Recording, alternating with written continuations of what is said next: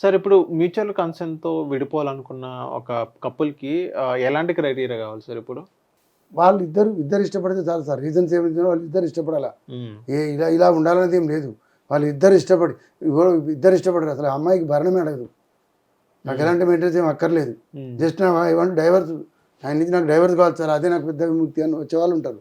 వాళ్ళకి ఏం రీజన్ ఉండదు. ఇంకా జస్ట్ ఇద్దరి మీద వచ్చిన డిస్టర్బెన్స్, ఆ ప్రాబ్లమ్స్ వల్ల they cannot unable to understand.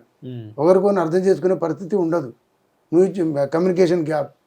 ఒకే రూపు కింద ఉంటారు కానీ కలిసి ఇదే ఉండదు. ఎవరి మీద ఒకరికి ద్వేషం పెంచుకోవడం.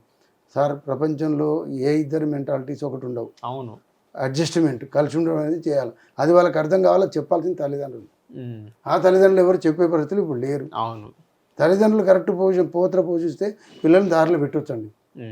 నీ పిల్ల గురించి నువ్వు మాట్లాడినప్పుడు కాదు బిడ్డ ఇట్లా కాదు, సర్దుకోవాలి, ఉండాలని అడ్జస్ట్ చెప్పాలి. ఈ తల్లి కూడా తన కోడలైనా తన కూతురులాగా చూసుకొని నువ్వు కూడా అట్లా కాదురా ఇట్లా ఉండాలని కొడుకు చెప్పినట్టయితే ఇలా ఇష్యూస్ రావు కదండి. రావు. అదే కొడుకు మీద ఆమెకు ప్రేమ ఎక్కువ, కోడల మీద ఉండదు. అవును. నీ కూతురు ఇంకోరు మంచిగా చూసుకోవాలన్నప్పుడు నువ్వు కూడా ఆ కోడలు మంచిగా చూసుకోవాలి కదా. అవును. ఈ ఆలోచన నీ అత్తకుంటే అందరికీలో మార్పు వస్తుంది కదా. అవును. అదే వస్తే ఇష్యూసే రావు. అవును. ఇదే ప్రాబ్లమ్స్ గురించి మాట్లాడుకున్నైతే సార్, ఇప్పుడు ప్రాబ్లమ్స్ అనేది ఎవరి వల్ల స్టార్ట్ అవుతున్నాయి సార్?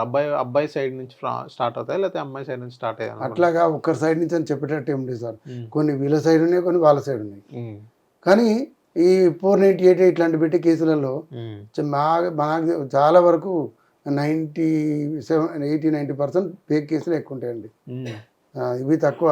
కాకపోతే వాళ్ళకు కూడా కొన్ని తప్పనిసరి పరిస్థితులు పెడతారు. ఉన్నాయి, జెన్యున్గా కూడా ఉన్నాయి. కొన్ని ఇబ్బందులు పెట్టేవాళ్ళు, అలా ఇబ్బంది పెట్టేవాళ్ళు కొంతమంది జెన్యున్ ఉన్న వాళ్ళు కూడా ముందుకు రాని వాళ్ళు కూడా ఉన్నారు. ఏది రెప్యుటేషన్ అని, ఫ్యామిలీ రెప్యుటేషన్ ఇంకో పేరుతో ఎన్ని ఇబ్బందులు పెట్టినా సరే సర్దుకొని పోయే స్త్రీలు కూడా ఇప్పటికి ఉన్నారు. అట్లా కానీ ఈ కొంతమంది షార్టేజ్ లాగా బిహేవ్ చేసే మీ పిల్లలు, అమ్మ పిల్లలు కూడా ఉన్నారు.